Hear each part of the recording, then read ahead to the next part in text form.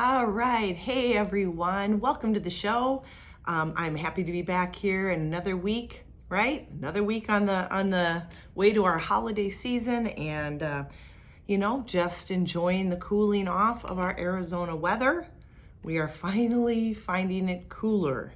So it's been fabulous outside, minus the mosquitoes. If we could just get rid of the mosquitoes, we would be grand. So welcome to the show. If you've never been here, my name is Angie, and I have been doing this podcast for the last almost 2 years, and I am an above knee amputee. It was an elected surgery back in the end of 2018.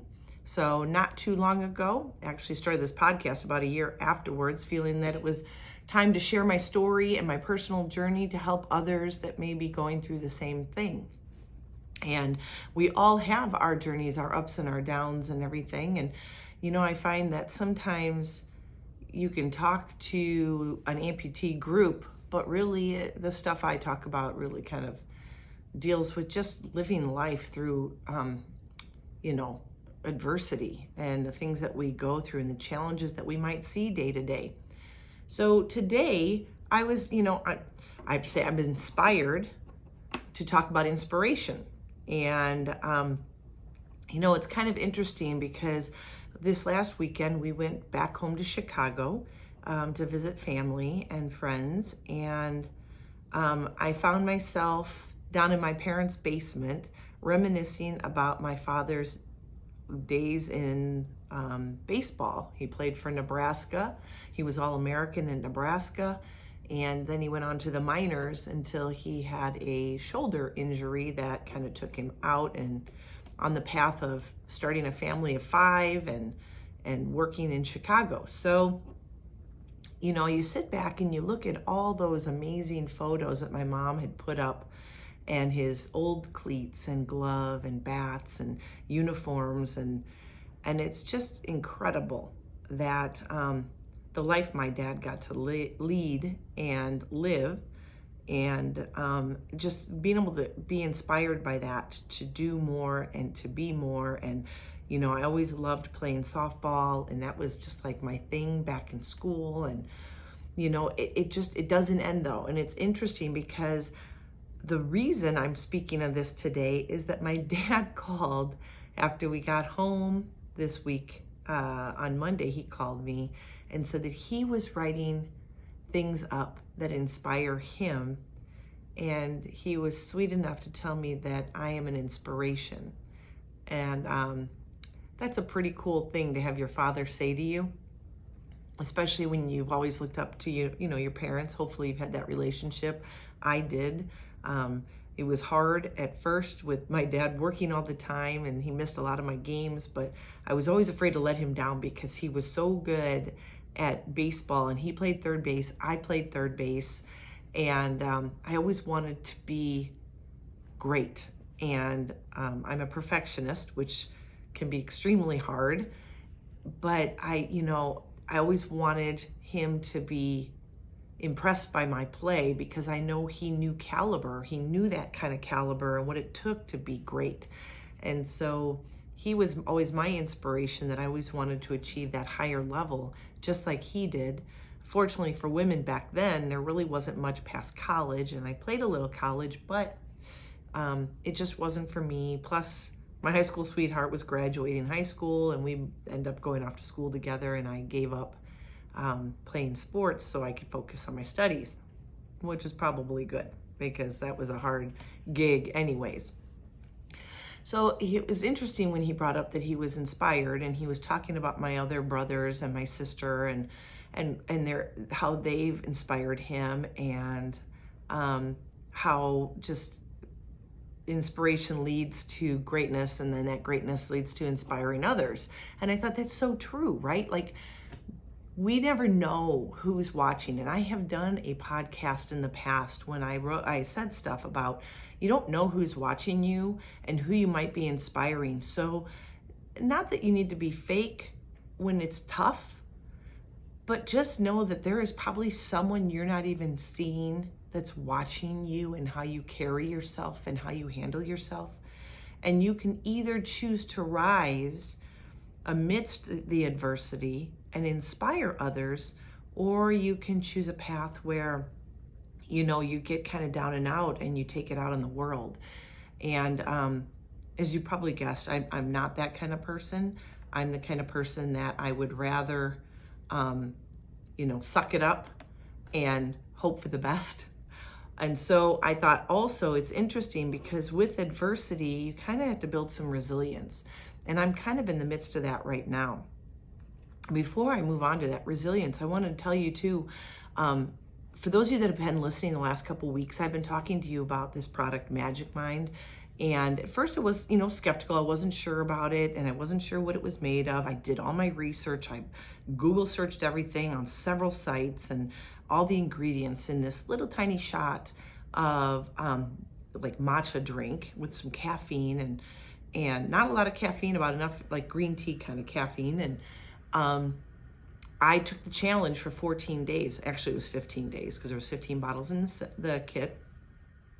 And I'll tell you what, I was so clear, so productive, so energetic, so happy. Everything was feeling so great. And I decided I'm ordering more because I really like that. There's a challenge that we have now, and I really want you guys to try it because after looking at it and researching it myself, I would never, ever put something out there that I didn't believe in. And I will tell you right now, I have a 30-day supply and a subscription coming, and I'm hoping it gets here soon because I've been without for about a week now. It is incredible. I just take it every morning, and I have accomplished so much in those 2 weeks. And there is a challenge going on right now, just 14-day challenge. You have until about a week, just over a week now to get your kit. And if you use my code BEYOU14, you'll get a discounted rate on that trial, and just give it a shot. And if you can just show what your productivity is, what you're doing in those 2 weeks while you're doing this, hashtag it 14 Days of Magic, you could be entered to win a subscription, 1 to 3 months free trial. So, hey, get out there and try it. It's been amazing. I can't wait for my kit, and I'm actually having my husband give it a go too. There's a lot of benefits that come with it and free radicals that are kind of some of the stuff that's in it, like guard your cells on free radicals and against Parkinson's and Alzheimer's and things like that. So if you take a look at the ingredients, you'll be really impressed. I think they did a good job researching it. But give it a try. Remember BU14, and you never know. You might actually win some product too. So why I bring this up is because, you know what, the motivation that I had through those 14, 15 days of taking those shots, and I love it because, all the crap that's out there, all the energy shots that are just made of, I felt like sugar and carbonation. I just felt like all it did was hype me up. But I felt good. And as I said last week, I felt kind of clean. I don't know how else to explain it. It was just a very natural feeling. I never felt like I was taking anything. I just felt like my body was running smoother, kind of like putting good oil in your car and it's running really great on the highway. That's kind of how I felt. And so, that got me moving and doing things. And and I talk to people about the stuff that I'm up to each day and how I'm getting through, my to-do list. And, it's incredible what you can accomplish. And I'll tell you, the last few weeks, I've been dealing with building up my resilience because ironically, even though, so let me backtrack. As an amputee, I am wearing a hard socket with a soft liner. I'm a skin fit amputee above knee. So I pull my leg into the socket through with a bag out the hole, and I close up the hole, which is my valve, one-way valve. And then I'm good to go for the day. It's kind of like, as I tell people, it's kind of like putting on a corset. Like if you put this on today and it fits great, if you decide you're going to go on a diet and you lose weight, it may not fit next week. And when it doesn't fit because you've lost weight, it tends to feel like it's falling off and you're not gripping it, and it could fall off. The opposite is true if you end up gaining any weight, or ladies, if you understand the whole idea of, water weight. If you gain 5 to 10 pounds, you may have a hard time fitting in. And I'll tell you, I have tried to put it on when I have swollen because of not wearing it skiing. I came back from skiing one day and tried to put it on to go out to dinner, and not thinking about all the fluids that had gone down into my residual limb because I was skiing and pumping blood and everything into it. Tried to put it on, and it was the worst pain imaginable. It was like trying to flex a muscle with a tourniquet around your muscle tight before you flex. And you try to step, every step was painful. So it's interesting because my scale has been going up because I've been working out. Not because I'm eating more, but I was worried because I'm like, well, what's going on here? I don't like to see the scale going up, but my socket is getting looser and looser and looser. And I was like, wow, that's really crazy. So when people tell you, muscle does weigh more than fat, and I know that. Mentally, I know that.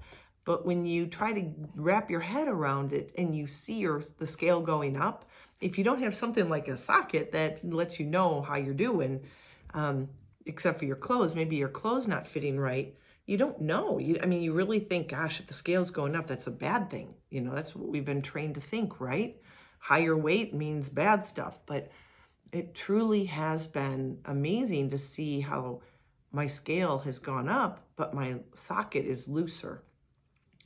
So I say this because the last couple weeks, while I was taking that Magic Mind and I was getting really active, I'm working with horses in the morning, then I come home, change, go to the gym, done by noon, and then I'm running around the house doing laundry, cleaning up, doing this, that, making food, you name it, all the way until pretty much bedtime, until I just totally crash.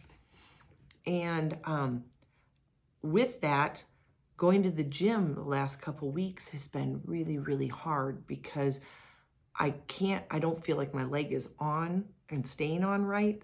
And it feels heavier, and it's like, feels like I have to hip up my leg more so that I can get my foot through so I don't trip. And I did trip like a week ago in the gym because my leg just wasn't feeling right. It was hanging longer because it was coming off.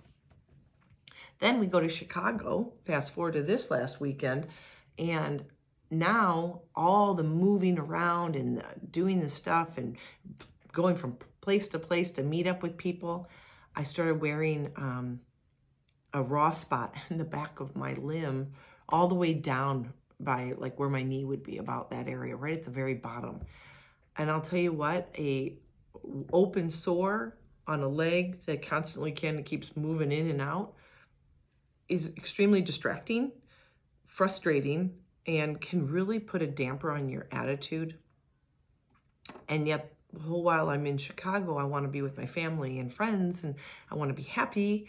So you're putting on a big old, smile and just, getting through. And so, it was interesting that even though that's how I felt, and my dad was like, but you inspire with what you do and how you do it and how you hold yourself. And it's really good to hear that, because sometimes we forget that we are just as important as the next person in this world. We all have something to offer the world. We all have an attitude that we can project. And you have to make a decision. What kind of attitude are you going to project? Are you going to project one that people want to admire and look up to? Or are you going to project a negativity and bring more negative into this world that's already just beaten down with negativity and comparison and just all that negative stuff, that bad stuff? And, it's interesting too, because on the way home, we ran into an ex-NBA player. And the irony was that I actually went to his basketball camp when I was in middle school. It was just crazy. It was on our flight. He lives near us here. And it's just incredible, because when he saw me, he was like, he didn't know me. I'm just me, I'm nobody, but I kind of recognized him. And, he was he's such a good Christian man, and just God bless you for what you're going through. I can't even begin to imagine. But yet he was with a cane. His knees are so bad after all the years of playing basketball that, I'm inspired. And then he wrote me the other day and he said that he went and had the best workout ever. And, that he just is grateful to have met us, me and my husband, on the way home, and what an inspiration. And I thought, wow, wow, right? You don't know who you can inspire and what you can give to this world. And it's just so cool to be in a place where we can do things like that. We can make a difference. Just smiling at someone in the grocery store, or letting someone go ahead of you in line somewhere, or not being a jerk when you're driving and trying to cut people off. Those little things what am I trying to say? They all just kind of accumulate to making you a better person, but you also reaching someone in this world that maybe needed it at that moment in time. I go to the gym and I'm very focused. I don't mean to be, antisocial. I don't go to the gym to socialize. I go to give my best for about an hour and a half or so. And I know that I've had ladies come up to me and be like, what can I ask? What happened? And, it's so cool to see you doing this stuff. And it's kind of funny because part of me was like, gosh, I'm not I don't feel like I'm disabled. So I'm like, God, you'd think I was disabled or something, the way they're like, wow, that's so good that you're doing this. And I'm like, yeah, I'm just getting back to my life. But I forget that even though I'm doing what I consider extremely normal things, I forget that what I look like is different. And people that have never been around an amputee see us and think, wow, that's got to be pretty hard. And I'm just so used to it now, I don't even think about it. So I sometimes think when I've had days like that, sometimes I can barely walk out of the gym. Today I've got the raw spot at the bottom of my leg, and then I start getting a raw spot on the back of my leg up high. And I'm like, oh, for the love, my goodness, how many more spots am I going to have? And I never keep my leg off to let them heal. The only time they're healing is through the night. And then the next morning it goes back on, and whatever, it is what it is. But, I think that if we only had people that would say to us daily, you inspire me, I think that would fill our bucket enough to continue to do that. But I'm telling you right now, just know that there is someone watching you who is inspired by what you do. When you carry yourself well, when you're kind, you're compassionate, you're giving, you are forgiving, you give grace, when you lead by example, when you lean into your faith and you show that you're a good person and you use kind words, you're inspiring somebody and you don't even know it. And I would just say that, today, I don't have a lot to say about it, but I would say today that, this week, remember that what you say and what you do and how you carry yourself is seen by more than you think. It's seen by your family. It's seen by the neighbor. It's seen by the grocery store clerk. It is seen, for us, our post office, we have to go get our mail at the post office. That's how small of a town we live in. So I have to walk into the post office every day, and everybody's there getting their mail. So you're like, hey, everybody talks to everybody. And I just think that if we only knew that there were people watching, and a lot of people are looking for something to inspire them, wouldn't that be great if we could just remember that the little things matter, that no matter your circumstance or what you're going through, you can inspire others by what you do, how you carry yourself, how you speak to those around you and to them. And quite frankly, just even a smile goes a long, long way to making someone feel good about themselves and to think, you know what, you know, like I know that I'm more of a visual disability with my leg. And I know it's easy for me to say. I know some of my friends are dealing with really bad back issues. And, that's that invisible pain that no one sees you going through. But you can still inspire and you can still carry yourself well. And sometimes it does just take sucking it up and being resilient when it's really hard and you're going through some adversities. And we all go through it. Like I said, meeting this ex-NBA player, you would never think, oh, they've done well for themselves, they're rock stars, and they are people too, and their bodies wear and tear and get broken down. And to see that was inspiring, to see the way that he carried himself as a Christian and as a human being, to recognize that I might be going through something, which is, that says a lot right there, right? To think outside of ourselves every once in a while, to think of others, and to carry ourselves that way, that we can actually, I always talk about filling people's buckets. I find that when someone tells me that, I get filled up. When someone tells me that it's amazing what I do, which to me seems like an everyday thing, like, yeah, I walk. Yeah, I can work out and everything. And no, it wasn't easy. I didn't do those things right off the bat. And it took me months to get used to long distance walking in my leg all day long. From the moment I wake up to the moment I go to bed, I'm in my socket, my leg. But it wasn't always like that. It wasn't so easy. I might walk a little bit and be like, oh my God, I gotta sit down. I'm so tired and it hurts. It's rubbing this way, it's rubbing that way. But, you get to a point where when people see that, that's inspiring. When you have been through a lot, when your friends see that you've been through a lot and you can still put a smile on your face and ask how they're doing, that's inspiring. When you can help a neighbor out that's worse off than you, or struggling, or someone that's alone, and you just pick up the phone or text and just ask how they're doing, what they're up to, and if they need anything, that's inspiring. We all have that ability to do that for others. And I've always told you guys that I use distraction all the time. Is it easy being an amputee? Absolutely not. Do I dwell on that? No, I don't. So to me, I'm like, yeah, I'm an amputee, big deal.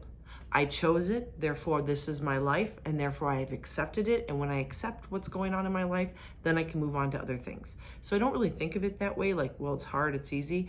Would I rather not have like raw spots on my leg that rub, burn, and through sweat and everything? No, of course I wouldn't. I wouldn't want that for anybody. But that's just what it is for me right now. So, when I talk about inspiration and having resilience, a lot of it becomes distraction. Like, I like doing other things. I like to bake for my kids, let's say. It requires standing and moving around the kitchen a lot. Sometimes I'm too tired or I feel in too much pain to do it. But I do it because it's a distraction. And then that distraction puts my mind someplace else.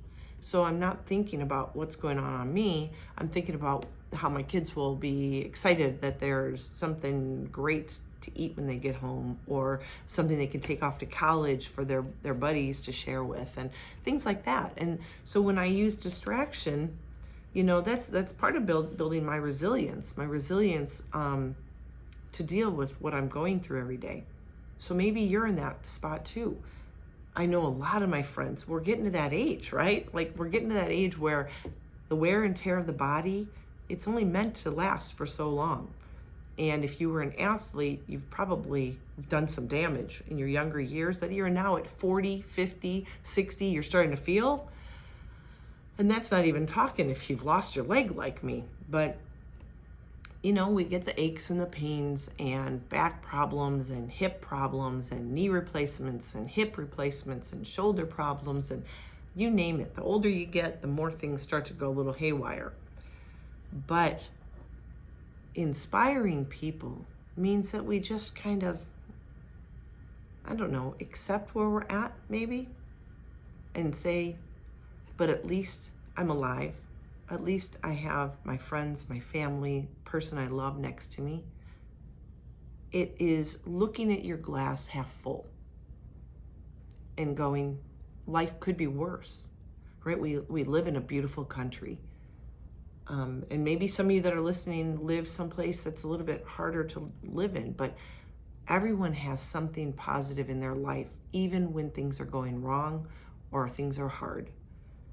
And so when we can look at that, when we can see that the glass is half full, and we can smile through the pain, and we can rise up, then we can inspire our children, our spouses, our friends, our neighbors, our community. We all have something to give beyond what our pain is showing us. And it's just a matter of your mindset and pushing through the adversities that we all face. Nobody goes through life unscathed. We all have adversities that we have to deal with. We all have to try to figure out whether we're going to rise or we're going to lay down and die. And I choose to rise. I choose a path that I find happiness because I can't change my circumstances anymore. Therefore, I've accepted it. And I choose to try to be an inspiration when I can, and I hope that I can inspire one person every day. My goal is at least to reach one person every day. And it could be just by a simple post. It could be someone that I see out and about and I just smile or I'm kind to. Striking up a conversation with somebody that's older than me that's just looking for a friend. I find that happens a lot in the grocery stores. Sitting in line waiting for your turn, you tend to have conversations with people. But don't forget that you can inspire no matter where you're at in your life. Excuse me. So through inspiration or through resilience and everything, we can inspire. And through adversity, we can rise up. So I would tell you that this week, your call to action is to, one, never ever forget that you, no matter who you are and where you're at in your life and what journey you're on and what you're dealing with, can be an inspiration to someone else in your life or someone else that you didn't even know was paying attention. Don't forget that. You are special. You have something to offer this world. I'm a firm believer that God keeps us here until we've served our purpose. So if you're here, you got something to give. What do you think it might be? This is the week to figure it out. Use this week to inspire, to let down your guard, to rise up out of your pain or wherever you're at in your journey. Even if you are in the midst of turmoil or a storm, every storm ends with a rainbow coming out, right? So it is time to rise up, figure out how you can be an inspiration, and you don't have to do anything huge. Sometimes it really just is as simple as smiling at someone, saying hi to someone. You may be surprised on how many people are so very lonely in this world or ready to give up because they don't see good anymore. Be the good. Be the good in the world today. Be an inspiration to someone. Rise up and don't let your circumstance dictate your attitude, your behavior. Because if we did that, everybody would be so nasty. Everybody's going through something. We all are.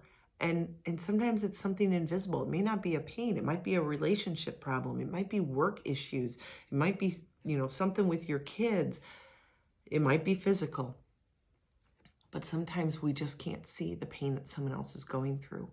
And sometimes all they need is someone that can help them see that they're still good, that there's still something positive to give to this world. So be that. Be that inspiration this week. I hope and pray that you're doing well. I hope that this motivates you this week to do something great. And even if it's small, it can still be great. So as always, I hope you have a great week. Be healthy, be happy, be you.